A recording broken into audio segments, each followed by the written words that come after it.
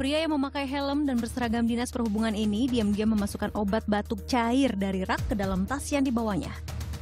Aksi pencuriannya terekam CCTV swalayan di Desa Kolor, Kecamatan Kota Sumeneb. Tak hanya sekali, pria yang diketahui pegawai Dinas Perhubungan Sumeneb ini sudah beberapa kali mencuri obat batuk di swalayan.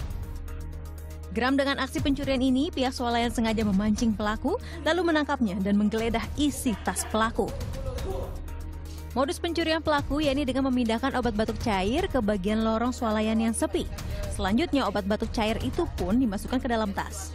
Setiap beraksi, pelaku mengambil antara 1 hingga 2 dus obat batuk cair. Baru curiga 2 hari. Hari Kamis sama hari Jumat. Kalau selain obat batuk itu yang dibeli apa biasanya? Biasanya Coca-Cola kopi itu.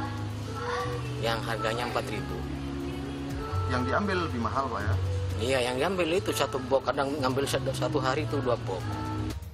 Aksi mencuri ini dilakukan tersangka karena ia kecanduan dengan miras yang dioplos dengan obat batuk. Dia dikonsumsi sendiri. Pengakuannya dia itu sehari menghabiskan 1 dos komik. Sudah kayak orang kecanduan. Kayak orang linglung.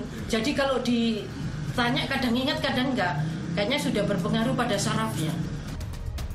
Polisi hingga kini masih memeriksa pelaku, termasuk kemungkinan aksi serupa dilakukan di swalayan lain yang ada di Kota Sumeneb. Didik Setiabudi melaporkan untuk NET.